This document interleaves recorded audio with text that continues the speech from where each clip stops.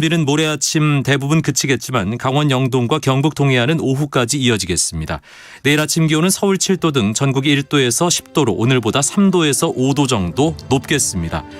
KBS 1라디오 저녁 종합뉴스, 지금까지 아나운서 유지원, 이광용이었습니다.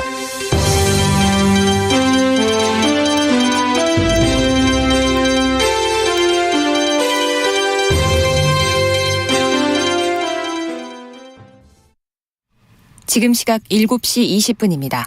KBS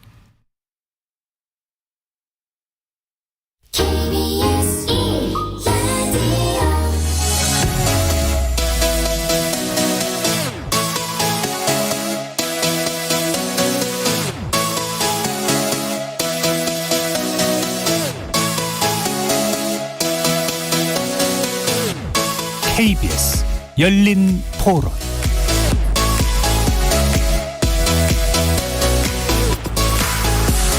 안녕하십니까. KBS 열린 토론 정준희입니다.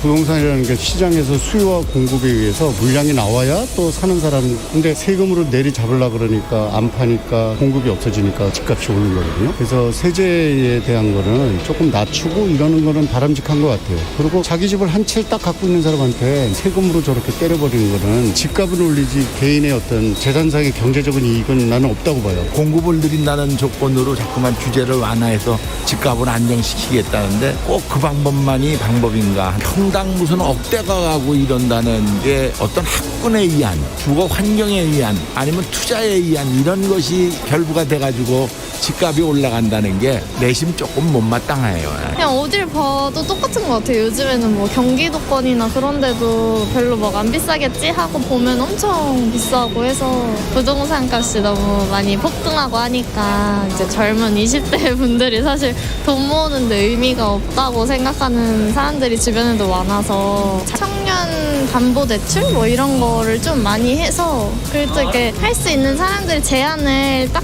규정을 제대로 뒀으면 좋겠어요. 집 없는 서민들 집값 걱정 안 하고 그냥 편하게 살 수 있게끔 집을 달라는 것이 아니라 집값 걱정 안 하고 살 수 있는 어떤 그런 나라였으면 좋겠습니다.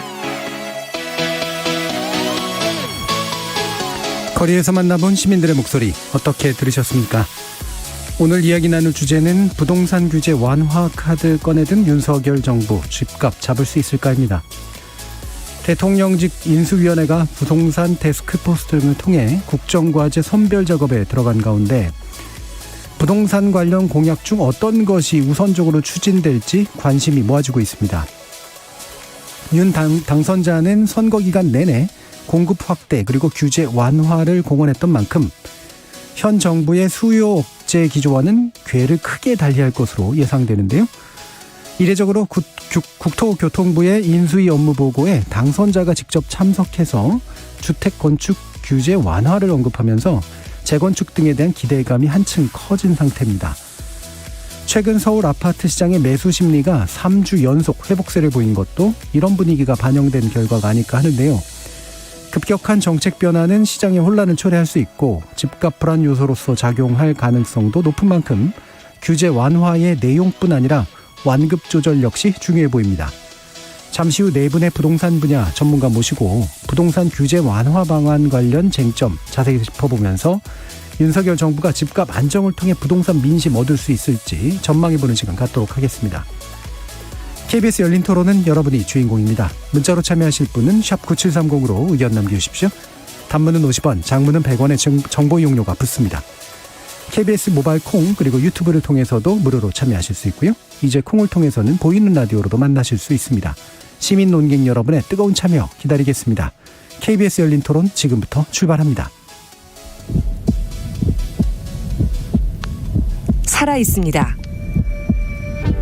토론이 살아있습니다. 살아있는 토론, KBS 열린 토론. 토론은 라디오가 진짜입니다. 진짜 토론, KBS 열린 토론.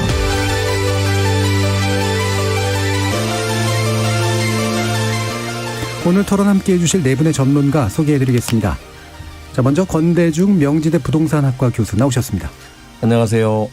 자, 그리고 참여연대 민생희망본부 실행위원이시죠? 이강훈 변호사 함께하셨습니다. 네, 안녕하세요. 이은형 건설정책연구원 책임연구원 나오셨습니다. 네, 안녕하세요.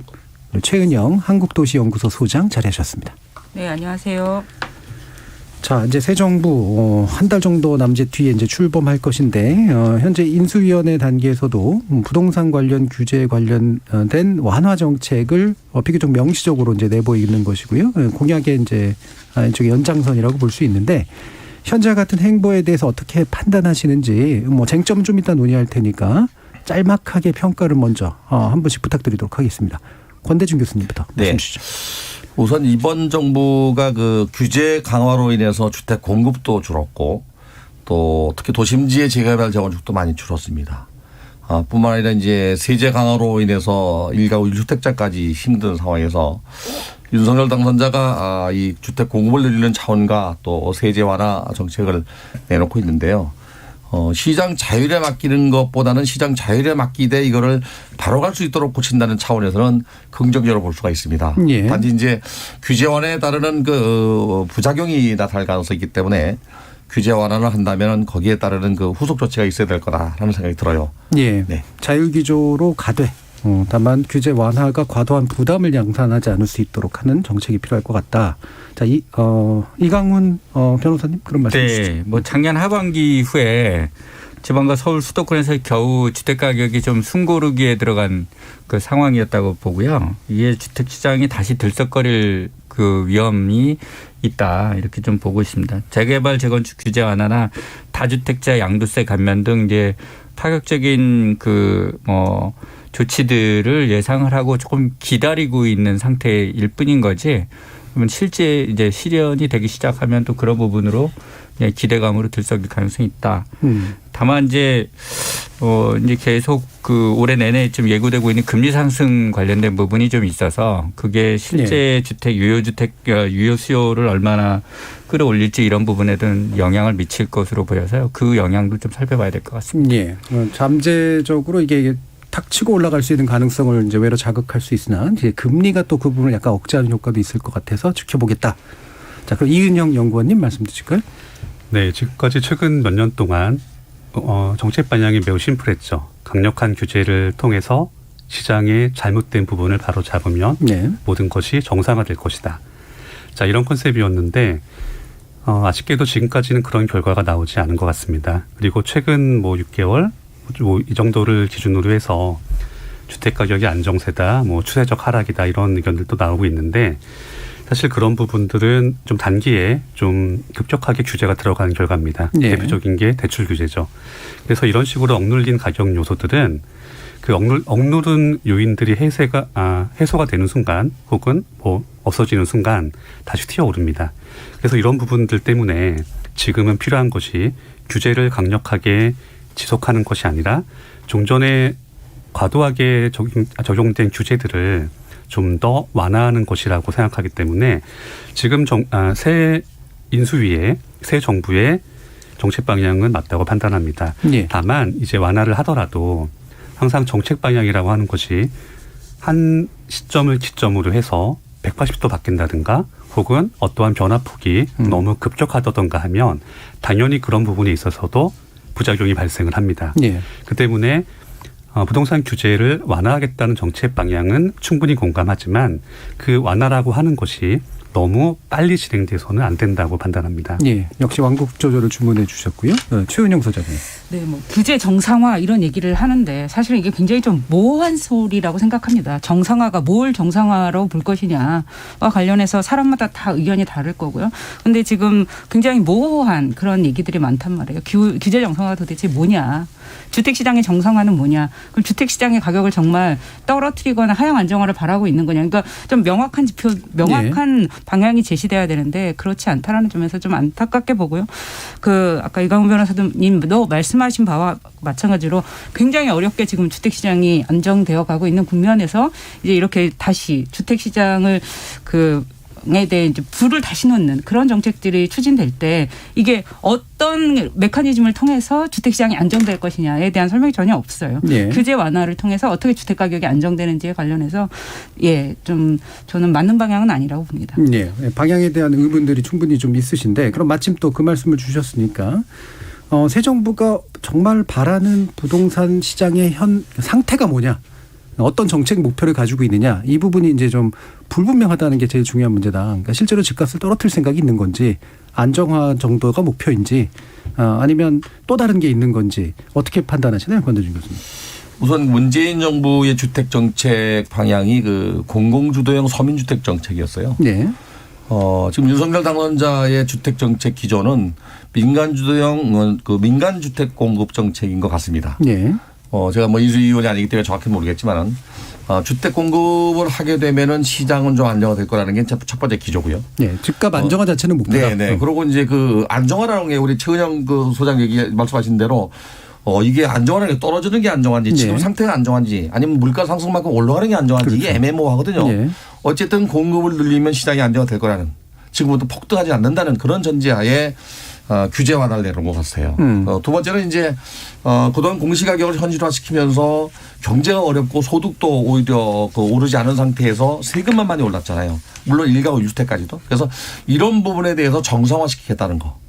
이게 물론 보유세나 취득세나 양도세나 여러 가지 논란이 있지만은 보유세 차원에서는 뭐라도 취득세 양도세 부분은 좀 손을 대는 것 같고. 네. 종부세도 마찬가지고요. 또 한 가지는 이제 그 청년들이 주택 공급받기 어려우니까 청약제도도 좀 현실화시키겠다. 추첨제를 많이 늘리겠다. 뭐 여러 가지 대책을 내놓은 것들이 어떻게 보면은 시장 안정화를 위해서 했는데, 아까 말씀드린 대로 시장 안정화가 과연 무엇인가.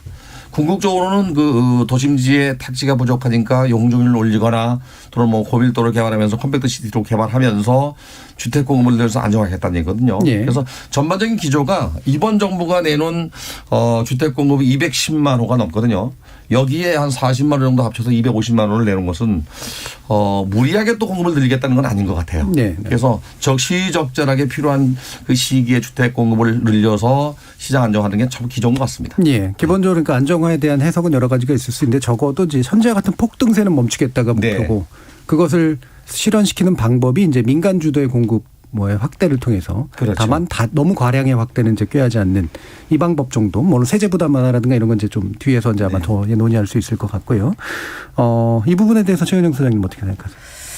네, 규제 이제 계속 이제 정상화라는 말이 우리 토론에서도 계속 오가는데, 그게 이제 정상화가 뭐가 정상화냐? 세제 정상화는 뭐가 세제 정상화고, 그다음에 규제 정상화는 뭐가 정상화냐에 관련해서 좀 합의된 방향이 있어야 될 것 같아요. 서로 지금 완전히 다르게 보고 있는 거거든요. 세제 정상화와 관련해서 저는 뭐 수십억 가진 1주택자가 적절한 세금을 내는 게 정상적이라고 판단을 하는 거고요. 그다음에 근데 어떤 분들은 지금 1가구 1주택자면 공시가격이 올라가서 지금 윤 당선인의 종합부동산세도 100만 원에 불과한 게 그게 정상인 거냐, 이런 것들에 관해서 굉장히 좀 다른 의견들이 있잖아요.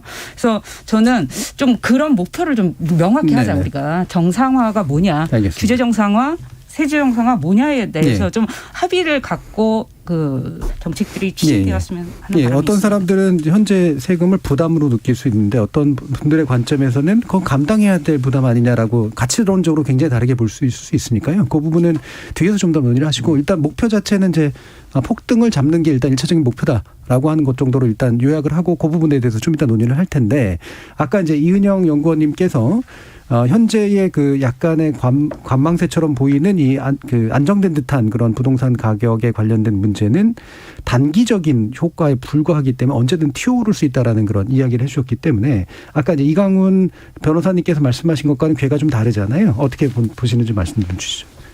그러니까 이게 문재인 정부에서 규제를 어떻게 했느냐와 관련된 좀 관점의 어떤 차이나 이런 것들을 좀 볼 수 있는 대목인데요. 그게 이제 예를 들어 저 같은 경우에는 아마 문재인 정부에 있는 분들하고의 제 평가 좀 다를 수밖에 없는데, 저희는 이제 시민단체 차원에서 정부하고 동일한 평가는 아니다. 동일한 생각은 아니죠, 당연히.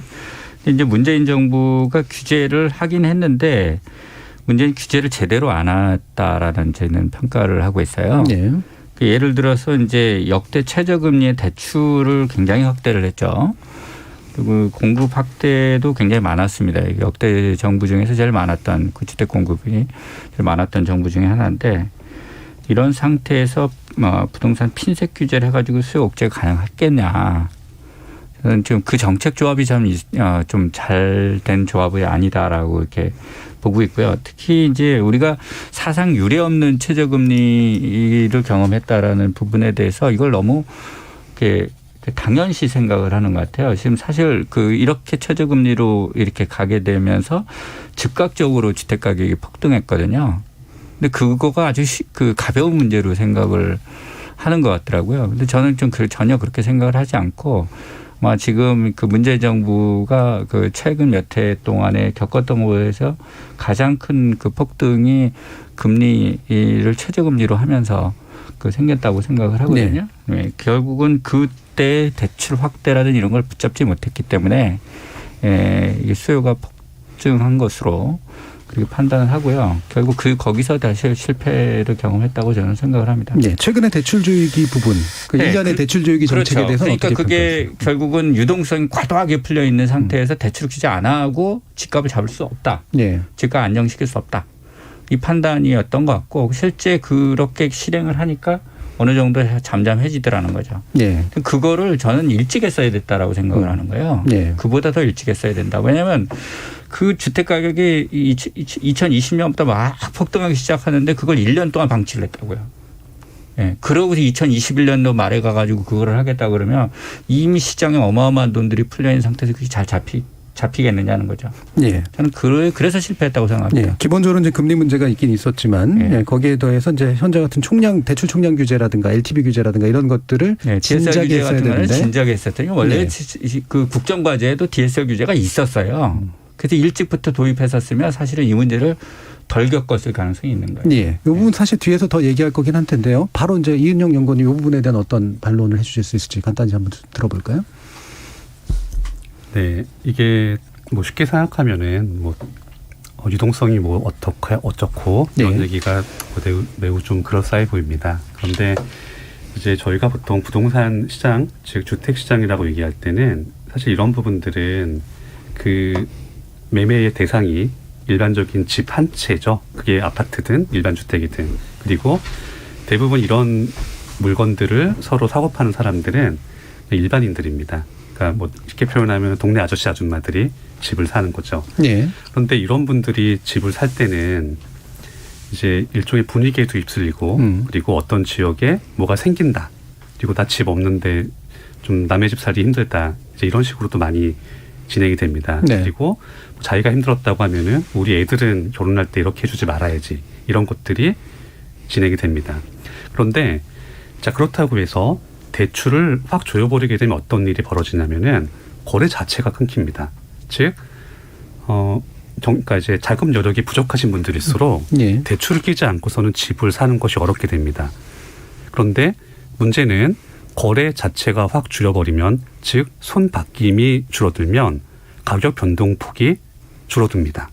그리고 이제 그런 부분 때문에 지금 지역마다 이게 서로 양상이 다르게 나타납니다. 즉 대출 규제에 그렇게 큰 영향을 받지 않을 정도로 자금 여력이 있는 지역에서는 신고가가 계속 형성이 됩니다. 반면에 대출을 끼지 않고서는 집 사기가 좀 어려운 수준의 동네에서는 거래가 잘 안 됩니다. 그리고 그런 와중에서 누군가는 집을 팔아야 됩니다. 자기 개인 사정들이 있겠죠. 당연히 그러니까 가격을 조금 낮춰서 팔거나 또는 뒤에 나오겠지만 임대차 3법 같은 것 때문에 세입자가 있고 이런 물건들이 있죠. 네. 이런 부분 때문에 가격이 약간 조정이 되어서 물건이 나옵니다. 그렇다면 만약에 지금의 즉 대출 규제 같은 유동성 흡수를 통해 즉 유동성 증가를 막는 조치를 통해서 어떤 부동산 시장이 안정이 됐다고 하면은 사실 일반인들이 받아들일 때는 그냥 전과 똑같이 집 사고 팔고 경제활동이 이루어지는 가운데 집값이 안정이 됐다고 하면 긍정적인 결과입니다. 하지만 인위적으로 어떤 대출을 조이고 주택의 매매를 억제함으로써 어떤 안정 효과가 나타났다고 한다면은 이걸 그렇게 바람직한 것으로 볼 수 없습니다. 왜냐하면 이런 식으로 대출을 억제하고 거래를 제한하는 상황을 영원히 지속할 수는 없기 때문입니다. 예. 길게 이제 설명은 해주셨는데요. 어렵게 받아들이실 수도 있어서 청취자들이 제가 그냥 나름대로 과감하게 해석을 해보자면 대출 규제 방식은 전체적으로 집값을 안정하거나 집값을 잡는 데 있어서 자연적이고 핵심적인 방법이 될 수 없다. 이 말씀으로 저는 일단 이해를 하겠습니다. 또 아까 권대중 교수님 좀 얘기하신 게 있다고 하셔서요. 네. 문재인 정부 들어와서 주택 공급이 많이 늘었다고 하는 거에 대해 반론을 좀 하고 싶어서요. 2017년도 5월 9일 날 대통령 취임한 이후에 2018, 19년도에는 이전 정부의 주택 공급량으로 입주 물량이 됐던 겁니다. 올해나 지난해나 그 지난해 입주 물량이 늘은 것은 수요자가 원하는 정상적인 주택보다는 청년주택처럼 그 원룸 주택 공급이 많이 늘었어요. 그래서 일각에서는 뭐 호텔을 가지고 원룸으로 개조해서 주택 공급까지도 얘기가 나왔기 때문에 숫자로는 그럴 수 있지만 수요자가 원하는 주택 공급은 부족했다는 거. 네. 그리고 유동성 자금이 많아서 주택가격이 오른 건 제가 동의합니다. 그러나 이제 지금 최근에 와서 주택 가격이 안정화되고 하향 안정세로 가는 것은 단기적 정책으로 이 대출을 줄여서 하는 것은 사실이에요. 네. 근데 이게 중장기 대책이 될 수가 없거든요. 결국에 이렇게 대출을 옥죄게 되면 있는 사람만 점점 또 양극화가 벌어지기 십을 사요. 네, 방금 말씀하신 같은 네, 그래서 그 부분만큼은 뭐 이해를 했으면 좋겠고요. 특히 이제 이 DSR 문제는 애당초 이번 정부가 잘못한 건 아니에요.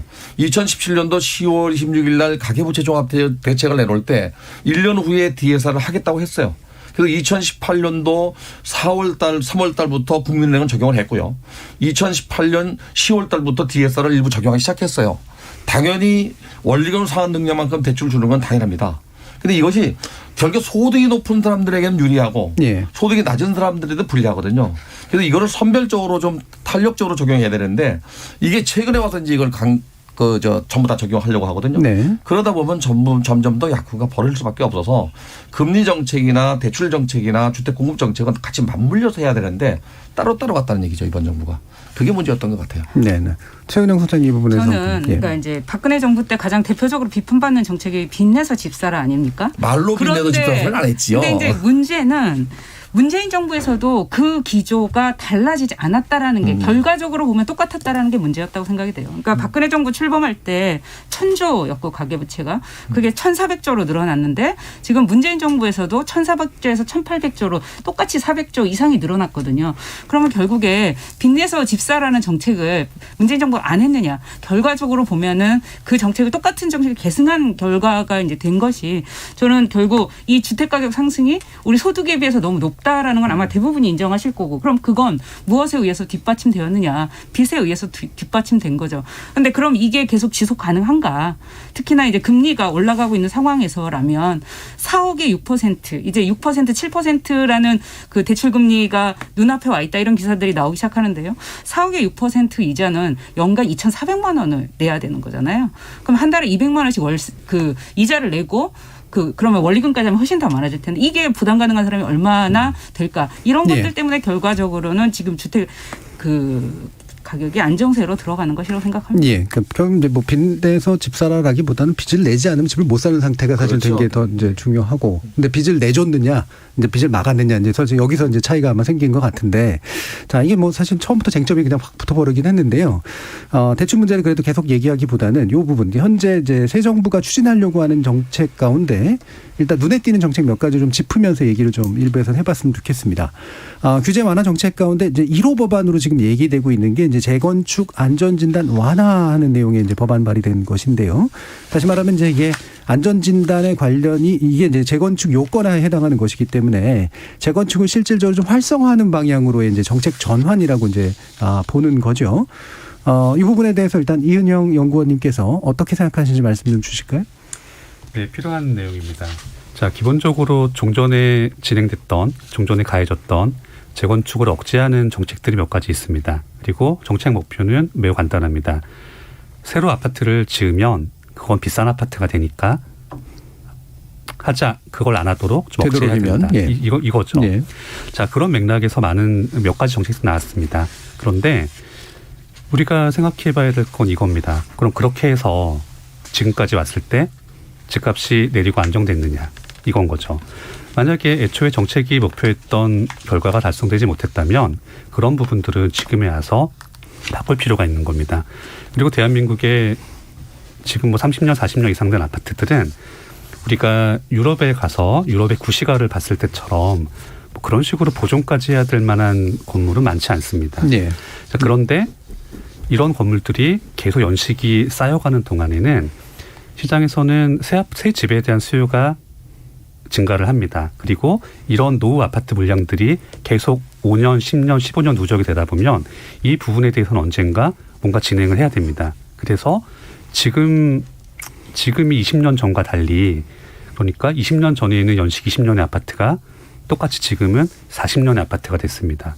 이런 부분을 어떻게 처리할 것인가가 필요한데 지금 시점에서도 이런 아파트를 새로 지으면 새 아파트가 돼서 가격이 오르고 인근의 아파트 가격들이 따라서 오르게 되니까 재건축을 하면 안 된다라는 것은 옳지 않습니다. 때문에 새 정부가 제시하는 정비 사업의 규제 완화 또는 활성화라는 방침은 필요한 내용입니다. 네, 재건축 활성화를 해야 되느냐 말아야 되느냐가 한 영역인 것 같고 그것을 활성화하거나 활성화하지 않기 위해서 안전진단이라고 하는 어떤 방법을 사용하느냐도 또 한 가지 이제 이슈인 것 같은데요. 일단 묶여 있으니까 최 소장님도 이 부분 언급 주시죠. 네, 결국에는 재건축이 필요한 너무 그 주택이 노후해서 필요한 부분에 대해서 하지 말자 이렇게 하는 게 아니라 결국 지금 얘기하는 부분은 그거잖아요. 안전진단 비중을 어떻게 할 것이냐와 관련된 것인데 네. 안전진단과 관련해서 구조 안전의 그 비율을 이게 이제 왔다 갔다 하는 거죠. 50%에서 보통 이제 노무현 정부 때 50%였던 걸 이명박 정부 때 40% 정도까지 낮췄고 네. 박근혜 정부는 이걸 다시 20%까지 낮췄고요. 이게 이제 문재인 정부 때 다시 50%로 한 건데 그러면 이름이 안전진단인데 여기에서 구조 안전이 중요성이 그럼 20%밖에 안 되느냐 이런 것과 관련해 가지고 이제 제가 계속 정상화가 뭐냐 이렇게 말하지만 구조 안전이 안전의 가장 중요한 요소인 게 맞지 않습니까?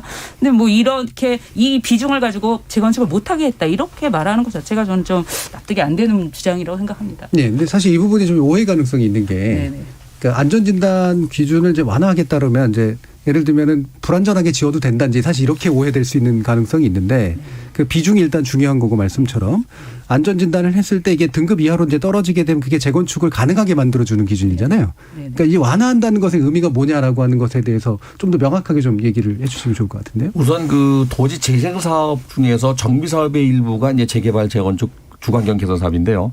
이 재건축 사업이나 이렇게 정비 사업을 하는 목적이 주거 환경을 개선하기 위해서 하는 거거든요. 이 그 주거 환경을 개선하는 전제가 뭐냐면 노후 불량한 건축물이 해야 되고요. 또 이게 그 생활 편의시설도 노후화해서 기능적으로 떨어져야 됩니다. 이 물리적으로 노후하고 기능적으로 노후하게 되면 주변적인 슬럼화 됩니다. 새로운 환경으로 바꿔주는 사업이거든요. 물론 보존적 가치가 있거나 문화재적 가치가 있으면 당연히 보존해야 됩니다. 근데 이게 30년, 40년 되면서 기능도 떨어지고 물리적으로도 안전하지 않다면 구조 안전성만 가지고 50%를 따져서 하겠다 안 하겠다 따지기 이전에 생활 환경까지도 보고 주차 문제도 보고 여러 가지 그 주변 지역을 같이 두루봐야 되는데 너무 구조 안전에다만 50점을 주고 50%를 주는 것은 과했기 때문에 이거를 좀 더 합리적으로 한 30%로 내리고 또 주차 문제라든지 생활 환경도 한 20점으로 25점, 3점 올리고 이렇게 바란스를 맞추자는 거거든요.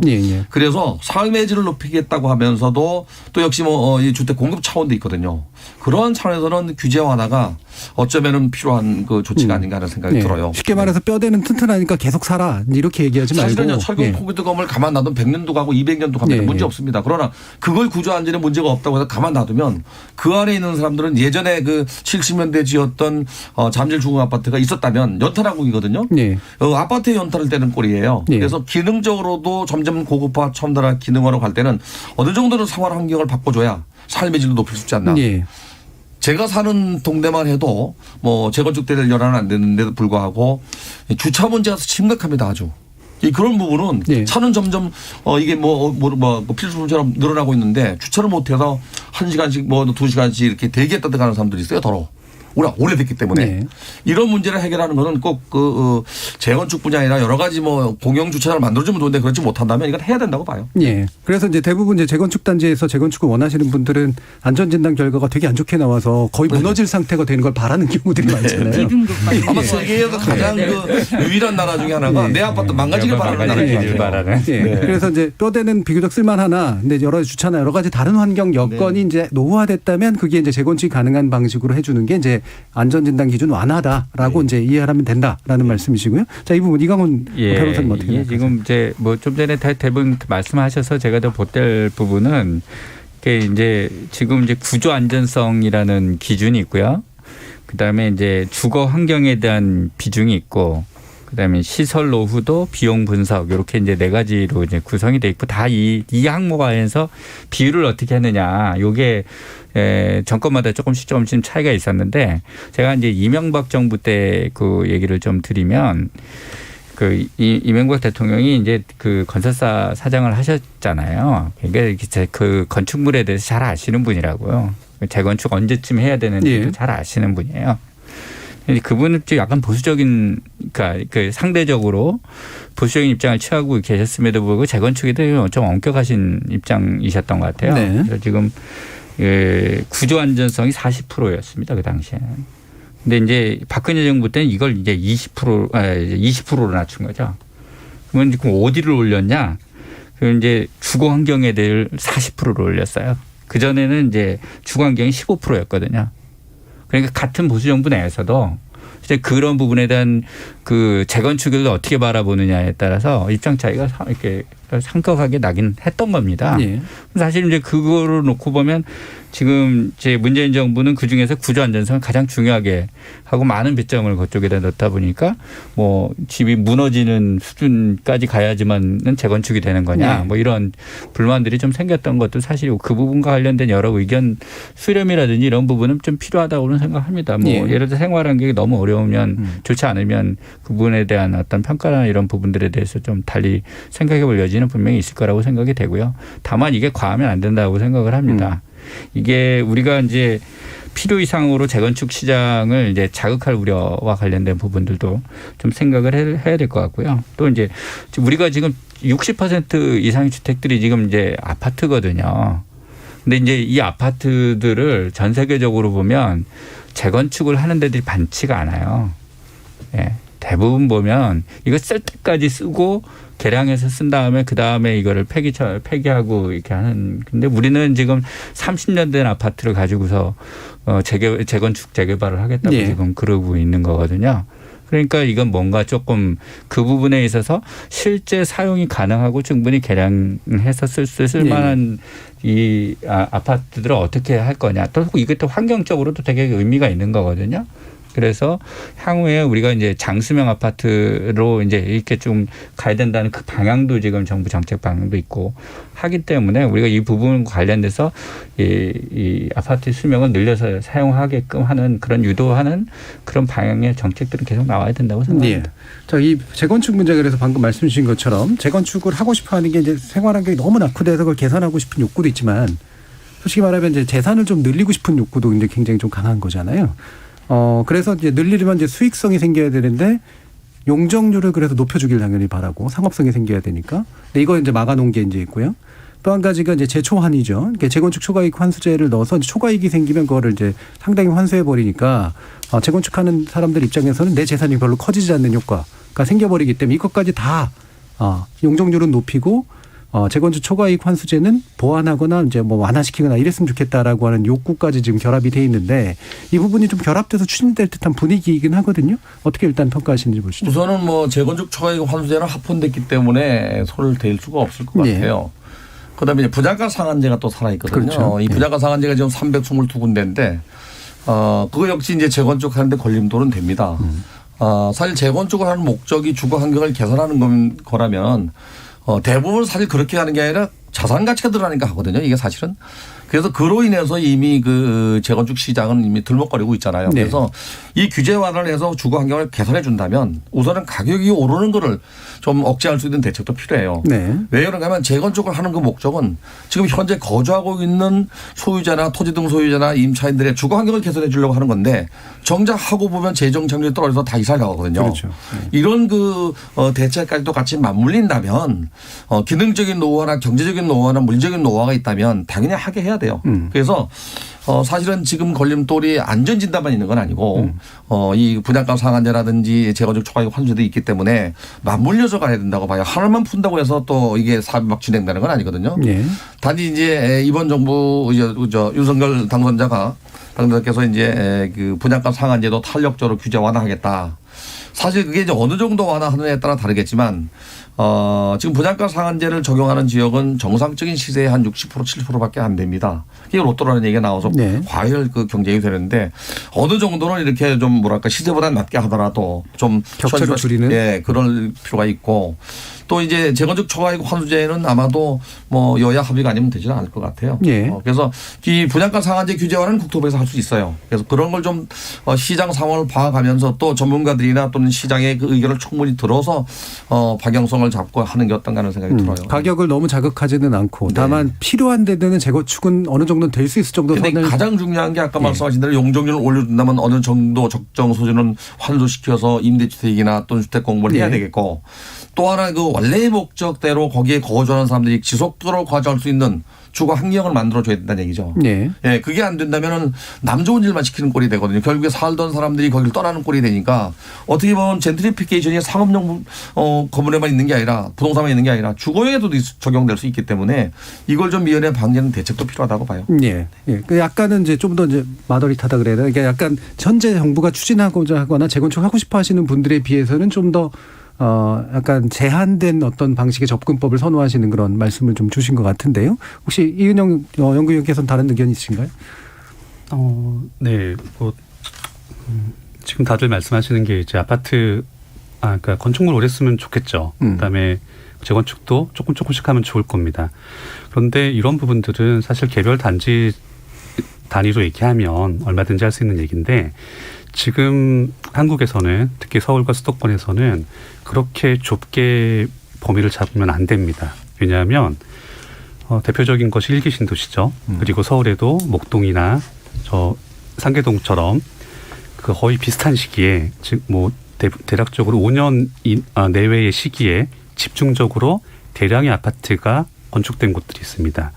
자, 이런 곳들에서는 우리가 다 아는 것처럼 아파트 한 단지를 재건축을 하게 되면 거기 사시던 분들은 인근 지역으로 전세 수요가 되는 경우가 대부분입니다. 네. 즉 사람들은 재건축이나 뭔가 했을 때 지역을 멀리 떠나지 않습니다. 예를 들어서 은평구에 사시는 분이 재건축을 한다고 해서 잠시 전세 수요를 송파구로 가진 않습니다. 네. 그냥 살던 근처로 가죠. 그런데 특정 지역에서 아주 대량의 즉 대규모의 재건축 사업이 발생을 하게 되면 그만큼의 세대들이 인근 지역에 이주 수요로 발생을 합니다.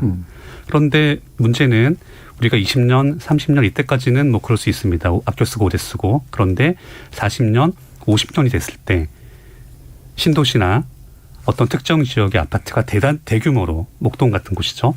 이런 곳들에 집단적으로 노후화가 됐을 때 이걸 어떻게 할 것인지를 지금 생각을 해야 되는 겁니다. 이걸 한 번에 재건축이 들어가게 되면 이주 수요 감당이 안 됩니다. 네. 그렇게 되면 지금 30년 됐을 때 지금부터라도 해서 50년을 바라보고 이 기간 동안에 어떻게 재건축 수요를 분산시켜서 진행을 할 것인지. 그러니까 동일한 시기에 한꺼번에 재건축이 되지 않게 막기 그렇죠. 위한 방법이다. 이런 그렇죠. 얘기죠? 이 부분을 고민하지 않고 단순하게 오래 써야 된다 이런 식으로 접근을 하게 되면 지금의 문제를 미래 시점으로 밀어버리는 겁니다. 그럼 그때가 되면 이걸 해결할 방법이 쉽지 않습니다. 우리가 지금은 이런 걸 고민해야 되는 거지 단순히 아파트를 좀 더 오래 써야 된다 이런 걸 논할 상황은 아니라고 생각합니다. 예. 자, 이 부분에 대해서 뭐 논의도 필요하실 수 있겠는데 일단 이제 1부에서 좀 내용은 여기까지 좀 하고요. 미진한 논의 있으면 2부에서 좀 더 진행을 하도록 하겠습니다. 청취자 문자 들어온 게 좀 있어서요. 정의진 문자 캐스터 불러보죠. 네, 지금까지 청취자 여러분이 보내주신 문자들 소개합니다. 마르셀리님, 부동산 투기가 엄청 늘까 우려됩니다. 0388님, 코로나 팬데믹 사태, 통화량 증가 등으로 우리뿐 아니라 세계 여러 나라의 집값이 크게 올랐습니다. 부동산 정책은 5년 이상 가야 효과가 나타난다고 하고 실제로 작년 하반기부터 하향 안정화 추세를 보였다는 점에서 완벽하진 않지만 분명 정책 효과도 있었다고 봅니다. 9414님, 1가구 1주택 외에 투기나 투자를 목적으로 하는 가수요를 정상적인 시장의 수요인 양 말하는 전문가들의 말에 전혀 동의하지 않습니다. 9909님, 수도권에 모여 살고 싶어하는 사람은 많고 만족할 만한 집은 적으니 집값은 오를 수밖에요. 수도권 인구를 지방으로 분산시켜야 하고 그러기 위해 지방 도시들이 수도권 못지않은 인프라를 갖출 수 있도록 정책 차원의 지원이 시급해 보입니다. 한재규님, 민주당은 양심이 있으면 부동산 얘기 하지 마십시오. 1030님, 5년 전에 다가구 주택을 20년 분할 상환으로 1억 대출받아 구입해 생애 처음 내 집을 장만한 70대입니다. 헌데 작년부터 재개발 바람이 불고 있는데요. 저는 재개발돼도 추가 비용을 낼 돈이 없어 이 나이에 또 지하 새빵살이 신세가 될 판입니다. 재개발되면 토착민은 쫓겨나고 부동산 투기자들만 배채우는 거 아닌가요? 누구를 위한 재건축 재개발인지 이런 문제도 토론해주세요. 정숙희님, 집값 내려가지 않으면 윤석열 정부 역시 희망이 없습니다. 3282님, 문재인 정부는 현재 대출을 다 막아놓고 현금 많이 가진 사람만 집사라는 정책을 추진하고 있는 것이 문제입니다. 빨리 개선을 해야 합니다. 라고 보내주셨네요. 네, KBS 열린 토론. 이 시간은 영상으로도 생중계하고 있습니다. 유튜브에 들어가셔서 KBS 1라디오 또는 KBS 열린 토론을 검색하시면 지금 바로 토론하는 모습 보실 수 있습니다. 방송을 듣고 계신 여러분이 시민 논객입니다. 계속해서 청취자 여러분들의 날카로운 시선과 의견 보내주세요. 지금까지 문자캐스터 정의진이었습니다. 토론이 세상을 바꿀 수는 없습니다. 하지만 토론 없이 바꿀 수 있는 세상은 어디에도 없습니다.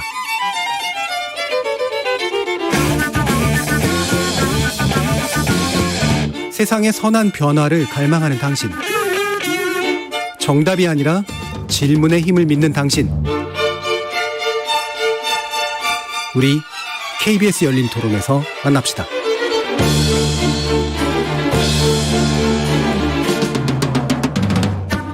KBS 열린 토론, 부동산 규제 완화 카드 꺼내든 윤석열 정부 집값 잡을 수 있을까라는 주제로 최은영 한국도시연구소 소장, 이은형 건설정책연구원 책임연구원, 참여연대 민생희망본부 실행위원 이강훈 변호사, 그리고 권대중 명지대 부동산학과 교수, 이렇게 네 분과 함께하고 있습니다. 자, 이 재건축 문제 좀 더 얘기하면 좋긴 하겠습니다만 세제 문제로 일단은 좀 넘어가 보도록 하죠. 이 부분이 이제 상당히 좀 다른 관점들이 좀 나오실 것 같은데요. 아까 처음에도 좀 얘기가 나왔지만 이제 이를테면 권대중 교수님 같은 경우에는 세가 좀 과도한 부담을 야기하고 있었기 때문에 이 부분을 정상화시켜줘야 된다. 다시 말하면 약간은 완화시켜줘야 된다라고 하는 그런 얘기인데 이게 정상화냐라고 지금 영 소장님이 지금 말씀을 주셨잖아요. 지금 보면 이제 일단은 공시가를 좀 예전 것으로 적용시켜서 보유세 부담을 완화시켜주는 그런 정책 쪽으로 일단 잡고 있는 것 같은데 이 부분 최 소장님 의견 좀 주시죠. 매우 심각한 문제라고 생각을 하죠. 그러니까 지금 매우 너무 뭐라고 해야 되나 편법이지 않나. 그러니까 이제 세금의 조세의 원칙에도 어긋나지고 그러니까 공시가격을 올해가 아니라 작년 걸 가지고 올해 세금을 한다. 이건 정말 꼼수인데 이런 이게 것들은 어떤 근거 같은 것이 있는 건가요? 저도 좀 약간 신기해서. 제가 조금 말씀드리면 이강훈 변호사님. 예. 이게 법 개정을 하지 않고는 할 수 없는 내용입니다. 제가 지금 법을 오늘 보고 왔거든요. 그것 때문에 또 궁금해가지고. 근데 이제 재산세나 종합소득세에서는 이제 시가에 평가된 금액을 가지고 이제 그걸 하는데 그게 평가하는 금액이 바로 이제 공시가격인 거거든요. 그래서 이제 공시가격에 관한 법률에는 이제 그거를 산정하는 기준이 있고 매해 산정하게 돼 있습니다. 그래서 올해도 또 이제 2022년 공시가격이 나오는 거죠. 그러니까 법상으로는 당해 산정된 공시가를 적용할 수밖에 없도록 돼 있다. 그러니까 법상으로 그렇게 돼 있는 거죠. 그러니까 그건 해석의 여지가 없어요. 근데 이제 다만 그거를 법률을 개정하면 가능할 수도 있죠. 예. 법률상 과세 표준액을 다른 거로 하겠다. 이렇게 하면. 그러면 이제 법이 그렇게 했으니까 가능한 거겠죠. 그러면 공시가 중에 몇 년도 걸 할지는 정부가 정한다고 이렇게. 네네네. 그래서 아마 제가 보기에는 요거에 대해서는 이제 그거 이제 한시법으로 딱 고해만 지금 그렇게 하려고 하는 거니까. 지금은 아마도 2021년이라는 걸 특정할 거라고 봐요. 그런데 이제 이게 어떤 문제를 갖고 있느냐는 걸 좀 생각을 해봐야 돼요. 이게 일반적으로 수용될 수 있는 방안이 아닌 게 어떤 지역은 주택가격이 올라가고 어떤 지역은 떨어지고 이런 것들이 있을 수 있거든요. 그럼 주택가격이 떨어진 지역은 만약에 예를 들어 떨어진 지역이 올라간 지역이라면 그거로 인해서 부담이 줄어들겠지만 떨어진 지역이라면 어떻게 했습니까? 작년 거 쓰면 올라가는 거죠. 일괄적으로 동일한 연도를 할 수 없거든요. 그러면 이거는 말하자면 조세평등의 원칙에도 좀 반하는 거 아니냐 이런 물론 이제 대부분 올라갔습니다. 그러니까 대부분이 그거로 인해 이런 조치로 인해서 그 뭐 공시가격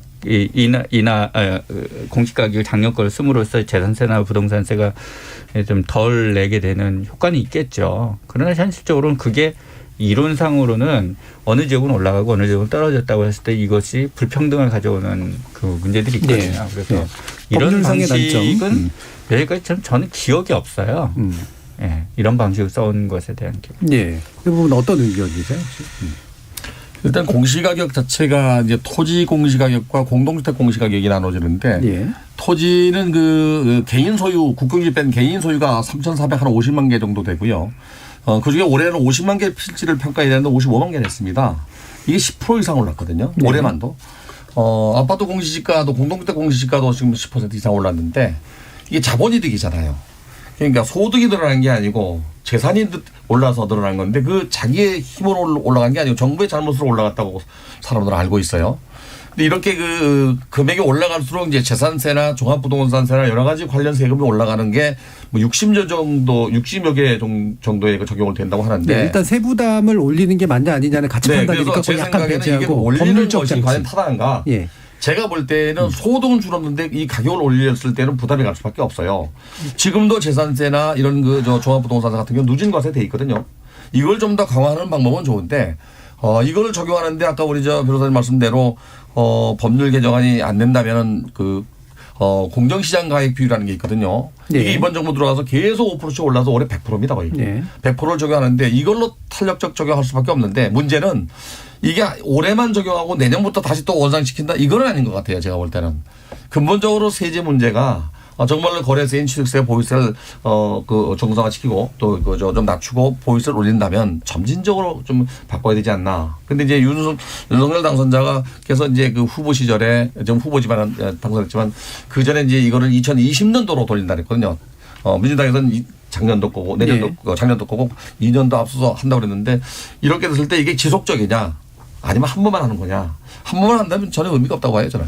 그래서 근본적으로 이 세제 문제는 좀 손을 대야 되지 않나. 뭐 더 내던 덜 내던 거래사와 보유세를 좀 조정할 필요가 있다고 봐요. 그럼 궁극적으로 이제 세율을 조정하거나 아까 이제 공정식 거래가액이라고 하는 것들을 적용하는 건 대단히 이제 좀 잠정적이고 약간 좀 무리할 수도 있는 그런 단 한 조치니까. 번만 한다면 큰 의미가 없다는 얘기죠. 이거는 뭐 어떻게 보면 후보 시절에 표를 위해서 인식해서 한 건지 아니면 이게 국민의 그 어떤 경제적 도움을 주려고 하는 건지 모르겠지만 이 공정시장 가액 비율을 낮춰서 조정할 수 있어요.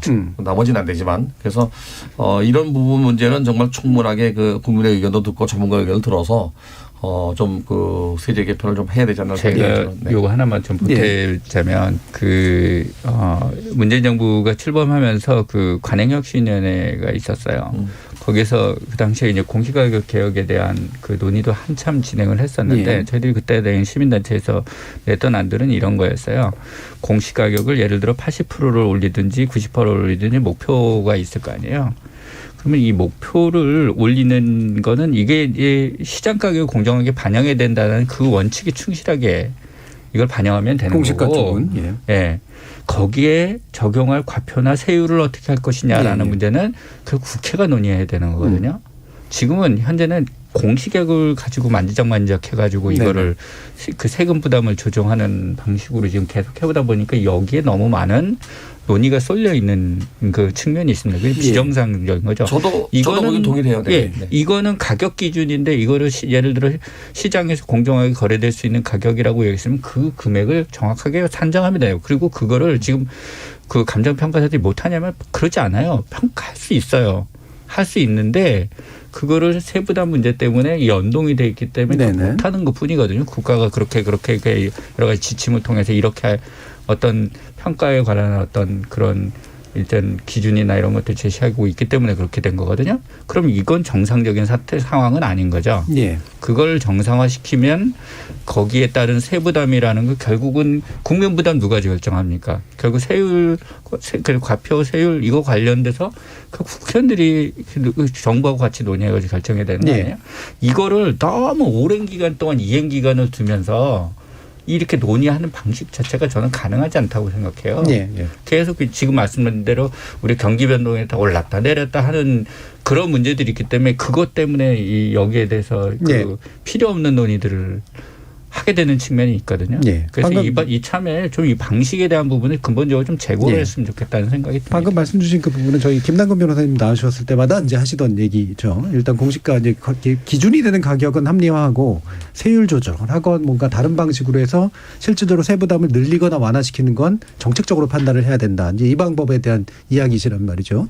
근데 최 소장님은 일단 이걸 완화 기조로 가는 거에 대해서는 기본적으로 반대하시는 거잖아요. 더더군다나 지금 윤 당선인께서는 플래카드를 잔뜩 걸고 공시가격을 인하하겠다고 하고 있어요. 네. 가격 자체를. 지금 뭐 이광훈 변호사님 말씀하시는 그런 방향 자체가 아니라 아예 지금 그 조금 정상궤도로 가고 있던 지금 그래도 그러니까 예를 들면 10억짜리 아파트가 70% 정도로 반영하는 거거든요.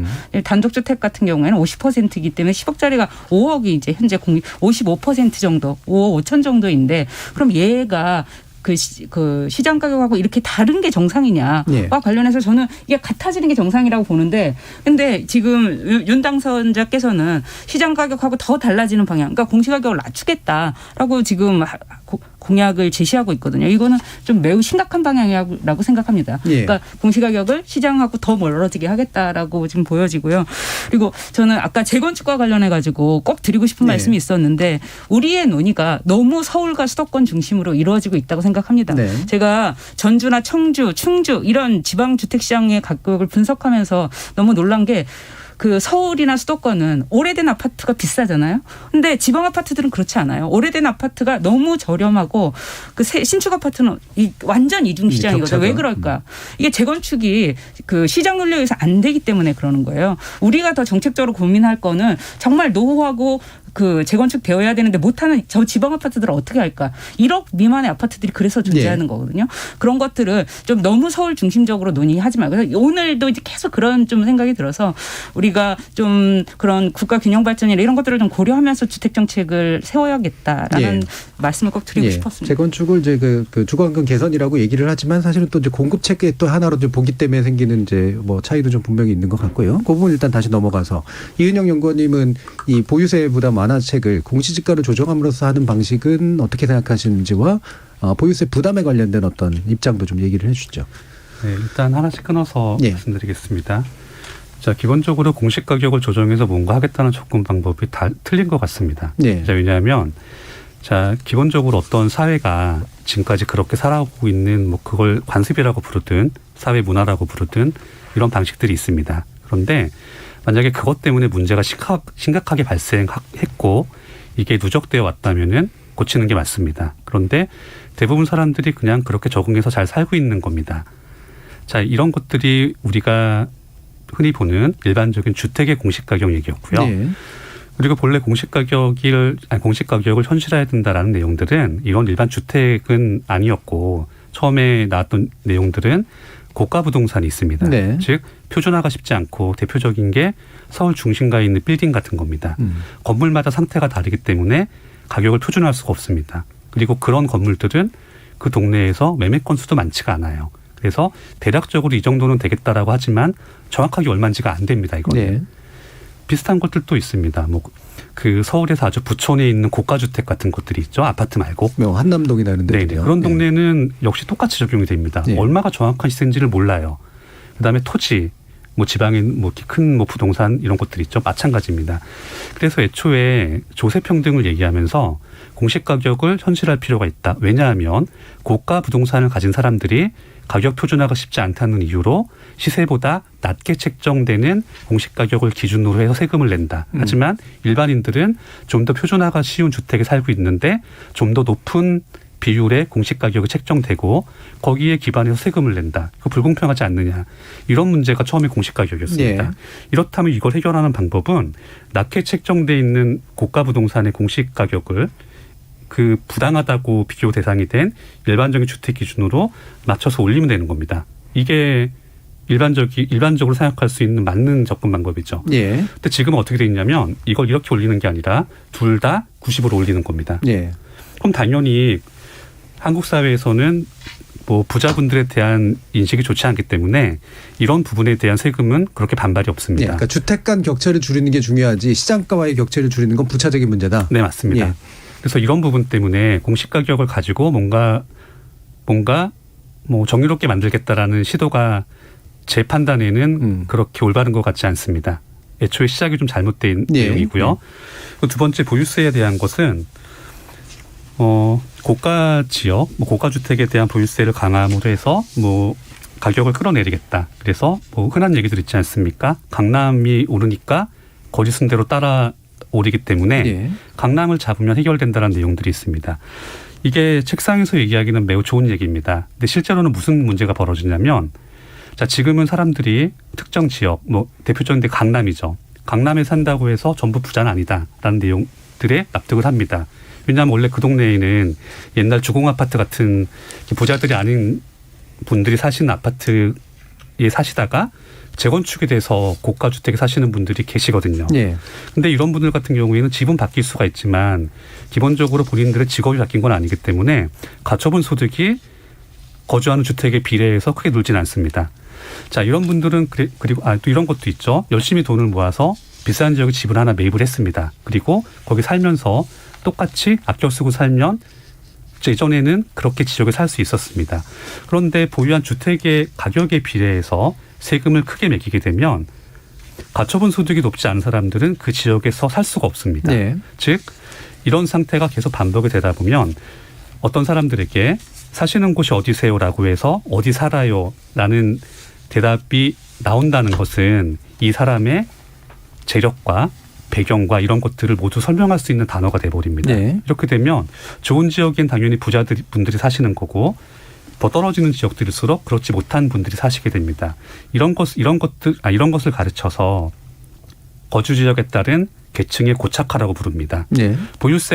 보유세 증대가 가져오는 바람직하지 못한 부수적인 효과가 저는 이거라고 생각합니다. 예. 그래서 보유세 부분은 좀 더 조정할 필요가 있습니다. 보유세 때문에 그런 계층 고착화가 발생하는 게 아니라 주택 가격이 워낙 그게 더 본질적인 거 아닌가요? 어떤 지역은 주택 가격 20억이 넘고 어떤 지역은 10억이고 이런 거에 의해서 계층이 되지 보유세가 높고 낮은 그 정도로 우리 보유세가 높지 않습니다. 지금 강남에 맨날 나오는 무슨 아파트들의 보유세가 1주택자의 경우에는 그 종합부동산세가 경우에는 100만 원 전후인데 이것 때문에 이 지역에 못 산다고 얘기를 하시는 건 좀 어불성설이라고 생각합니다. 부자의 만 원과 가난한 사람의 만 원이 같지는 않죠. 그러니까 그리고 100만 원이 20억이든 10억이든 그 금액 자체는 누군가 열심히 노력해서 모으면 갈 수 있는 것이어야 됩니다.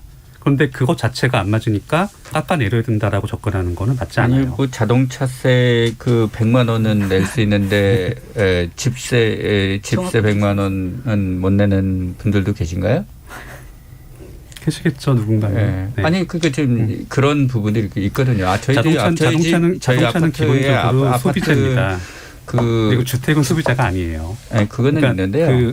그러니까 대상 물건의 여기서 정리하겠습니다. 왜냐하면 제가 한 3년간 들어온 이야기가 다시 본질적인 가치 문제로 돌아가서요. 그 얘기보다는 좀 방법론에 관련된 얘기. 아무래도 새로 이제 정부가 출범하니까 이 부분에서 이제 꽤 다른 견해들이 좀 나오고 계시는데 비슷해 보이긴 하는데 다시 말하면 공시지가를 막 만져서 뭔가를 하려는 건 맞지 않다는 기본적으로 동의하세요. 다만 이제 현재 공시지가를 현 정부가 정상화시킨다는 부분에 대해서는 대단히 부정적인 출발점이 있었다라고 이제 보시는 견해도 있고 또 그렇지 않은 견해도 있고 하는 정도로 일단 정리를 좀 해보고요. 시간이 남진 않아서요. 대출 문제 다시 좀 얘기를 해보죠. 결국에는 이제 대출에 대해서 아까도 굉장히 극명하게 좀 갈리셨는데 결국에 이렇게 대출을 죄내는 것은 문제 해결의 근본이 될 수 없다.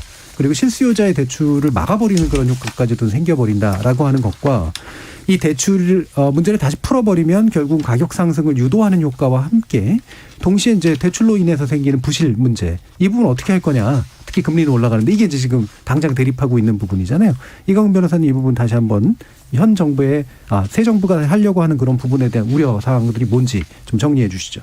예, 아니면 이거는 현 정부도 마찬가지입니다. 네. 현 정부도 지금 현재 대출과 관련돼서는 그동안에 굉장히 완화적인 특히 이제 최초 주택을 하시는 분들에 대한 부분에 굉장히 완화적인 태도들을 가지고 있었기 때문에 사실 이 부분은 이재명 후보도 비슷한 정책을 이재명 냈었어요. 후보도 네. 거기에 예외가 아니에요. 그래서 대체로 그 뭐 LTV 같은 것들을 이렇게 좀 80% 뭐 이렇게까지 공약하는 공약들은 뭐 여야를 막론하고 나왔던 공약들인데 이제 이건 결국은 현재 주택 가격이 굉장히 높이 뛰었다라는 현실을 반영하는 부분이긴 합니다. 그게 아니면 살 수가 없겠다 뭐 이런 그 고민들이 거기에 있었다고는 생각이 됩니다. 예. 다만 이제 문제는 뭐냐면 실제로 80%를 대출을 해줬을 때는 그 금액이 뭐냐에 따라 당연히 다르겠죠. 뭐 4억에 대해서 80%냐, 뭐 8억에 대해서 80%냐, 이건 천양지차인 거잖아요. 예. 예. 결국은 이제 감당할 수 없는 그 일반 무주택 그 중소득층이 감당할 수 없는 대출 이자 원리금을 부담을 하게 되는 문제들이 현실적으로 있기 때문에 결국은 그렇게 대출을 이렇게 쉽게 풀어줘 가지고는 가격만 올리지 현실적으로 주택 취득에 그렇게 큰 도움이 되지 않을 수가 있기 때문에. 근데 그 부분은 상환 능력을 규제함으로써 어느 정도는 해결이 되지 않나요? 그렇죠. 상환 예. 결국은 DSR이 가장 중요한 부분이긴 합니다. 예. 그분이 현실적으로 가지고 있는 그 부채들 총 부채와 관련돼서 얼마나 갚을 수 있냐. 40%를 만약에 원리금을 갚는 데 쓴다 그러면 정말 굉장히 허리띠를 졸라매야 되는 상황인 거거든요. 그 기준 이상으로 대출을 현실적으로 한다면 그거는 이제 방만한 대출이 되는 거죠. 예, 그 현실 갚기 어려운 대출이 되는 거고 결국 그게 지속되다 보면 이것저것 뭐 다중 채무자가 돼서 현실적으로 굉장히 어려움에 겪게 되고 결국은 그 주택을 유지 못할 수 있어요.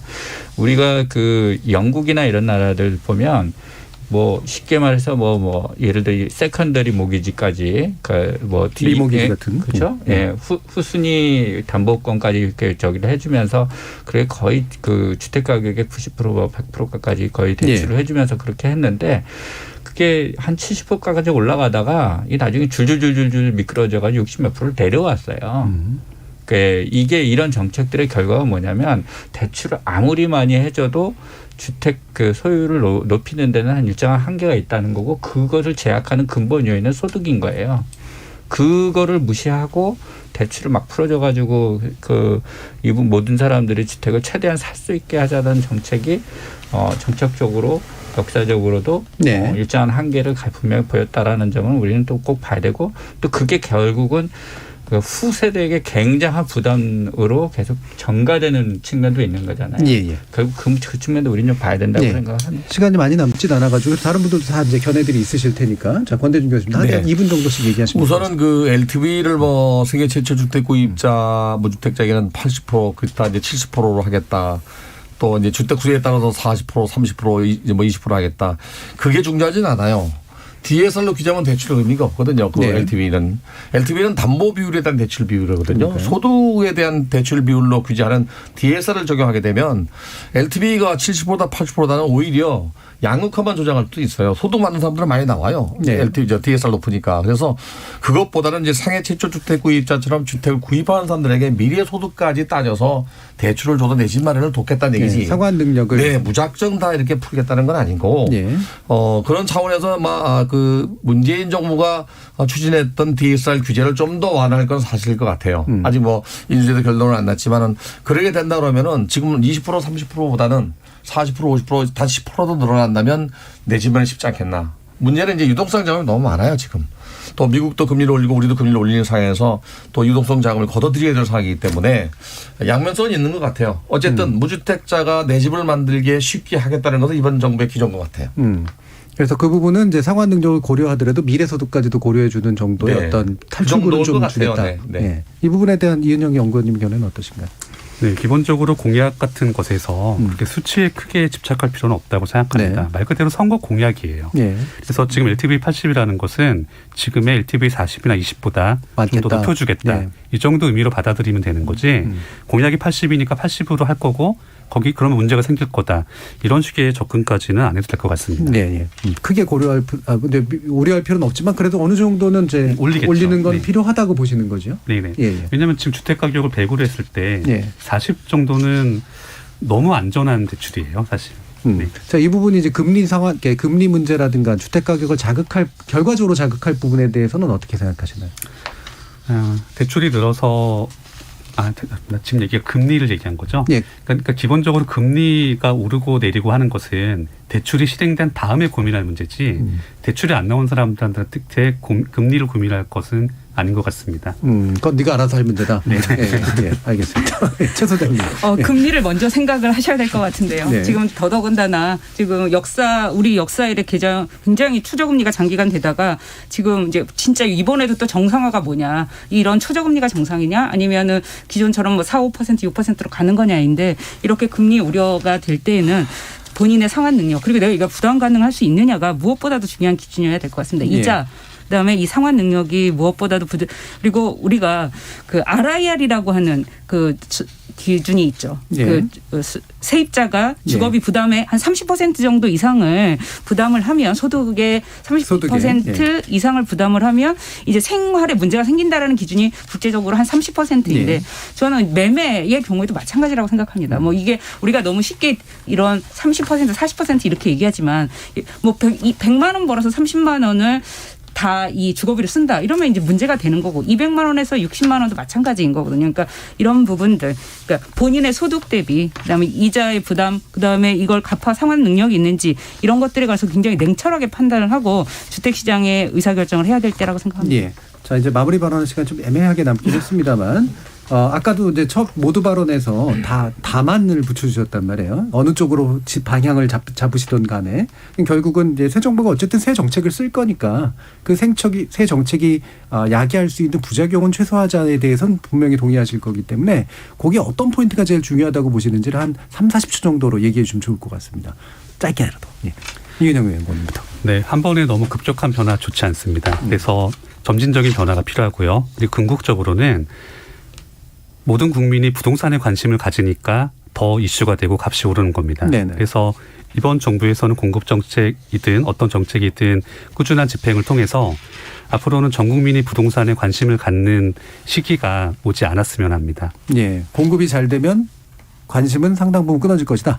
네, 이렇게 보시는 거네요. 자, 최은영 소장님. 예, 저는 그 새롭게 출범하는 정부가 세입자의 주거 문제에 대해서 좀 냉정하게 봤으면 좋겠습니다. 그러니까 정치적으로 보지 말고 냉정하게 봐서 지금 대부분의 세입자들이 공공임대주택이 아닌 민간임대주택에 사는 상황에서 지금 임대차 3법을 개정 내진 폐지하겠다는 얘기가 계속 나오는데 이게 이렇게 해서 그러면 민간임대에 사는 세입자들의 주거 안정을 어떻게 시킬 것인가에 관해서 좀 냉정하게 고민하고 그 결론을 내렸으면 하는 바람이 있습니다. 그러니까 세입자 임대차 3법을 건드리려고 하는 문제에 대해서 상당한 우려를 가지고 계시는 그런 목소리인 것 같네요. 권대중 교수님 말씀 주시죠. 네. 우선 그 윤석열 정부가 약속은 지키라고 있는 거 아닙니까? 그 내놨던 정책들이 국가와 국민을 위해서 단기적 정책, 당장 해야 될 정책부터 중장기 정책까지 로드맵을 정해서 성공하는 정부가 됐으면 좋겠습니다. 예.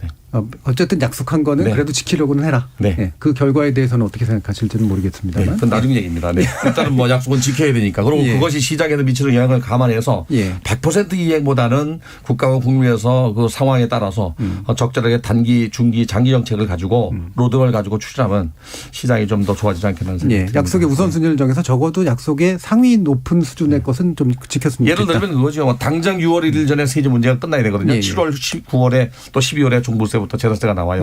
또 8월 이후에 또 임대차 3법도 적용되거든요. 그래서 급한 것부터 먼저 이렇게 손을 대야 된다고 봐요. 자, 이강훈 변호사님. 네, 저는 뭐 이번 대선이나 또는 지자체장 선거도 마찬가지겠지만 수도권 부동산 민심이 결과를 많이 좌우했습니다. 그런데 그런 결과는 곧 아마 한 2년 정도 후에 총선 때쯤 다시 돌아오면 그때 윤석열 정부에도 그대로 적용이 될 문제거든요. 결국 그 민심 무서운 것을 알아야 된다라고 생각을 하고요. 문재인 정부가 집값 못 잡아서 많은 비판을 받았듯이 그 윤석열 정부도 그렇게 똑같은 결과가 되지 않았으면 좋겠다. 저희들 뭐 사실 그 시민단체 뭐 정부가 못했으면 좋겠다 이렇게 하는 그 시민단체는 하나도 없거든요. 잘 됐으면 좋겠습니다. 그러나 잘 되려면 집값 안정, 그다음에 주택시장 안정 이거 꼭 그 목표로 가장 중심적인 목표로 두고 해야 된다. 이 말씀드리고 싶습니다. 예. 자, 오늘 네 분 함께 토론해 주셨는데요. 건대중 교수님, 그리고 이강훈 변호사님, 이은영 책임연구원님, 그리고 최은영 소장님, 네 분 모두 수고하셨습니다. 감사합니다. 감사합니다. 고맙습니다. 현 정부의 부동산 정책에 대한 반감 혹은 기대한 만큼의 효과성이 나타나지 않았다는 실망감 등이 겹쳐서 5년 만에 정권 교체가 나타났다. 세간의 평가가 많죠. 그 결과가 정말 이것 때문인 것만은 잘 모르겠습니다만 새 정부는 좀 바꿔주길 바라는 것만은 또한 분명하긴 합니다. 내가 가진 집값만큼은 올랐으면 하는 심리, 그리고 내가 들어갈 집값만큼은 낮았으면 하는 심리가 겹쳐있는 이 복잡한 대상을